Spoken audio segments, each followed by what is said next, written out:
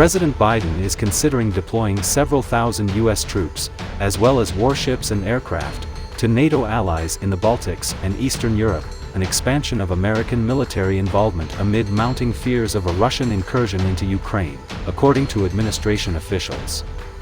The move would signal a major pivot for the Biden administration, which up until recently was taking a restrained stance on Ukraine, out of fear of provoking Russia into invading. But as President Vladimir V. Putin has ramped up his threatening actions toward Ukraine, and talks between American and Russian officials have failed to discourage him, the administration is now moving away from its do-not-provoke strategy.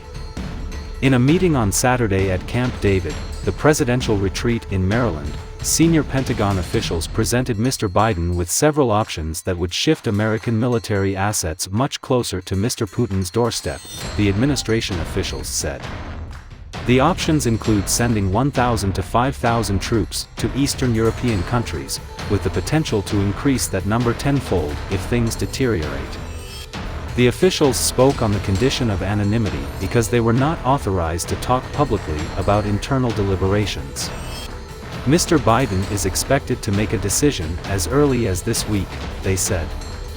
He is weighing the buildup as Russia has escalated its menacing posture against Ukraine, including massing more than 100,000 troops and weaponry on the border and stationing Russian forces in Belarus. On Saturday, Britain accused Moscow of developing plans to install a pro-Russian leader in Ukraine. Even as we're engaged in diplomacy, we are very much focused on building up defense, building up deterrence, Secretary of State Antony J. Blinken said in an interview that aired Sunday on CBS's Face the Nation.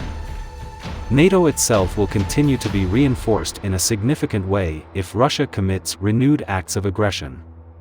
All of that is on the table.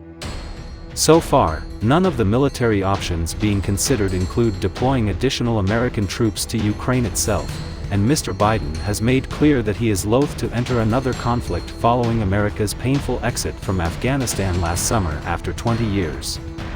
But after years of tiptoeing around the question of how much military support to provide to Ukraine, for fear of provoking Russia, Biden officials have recently warned that the United States could throw its weight behind a Ukrainian insurgency should Mr. Putin invade Ukraine.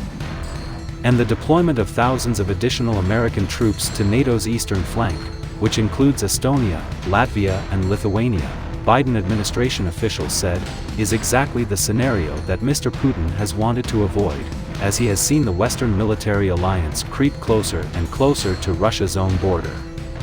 The discussions came as the State Department ordered all family members of U.S. Embassy personnel in Kyiv to leave Ukraine, citing the threat of Russian military action, and authorized some embassy employees to depart as well, according to senior State Department officials who briefed reporters on Sunday.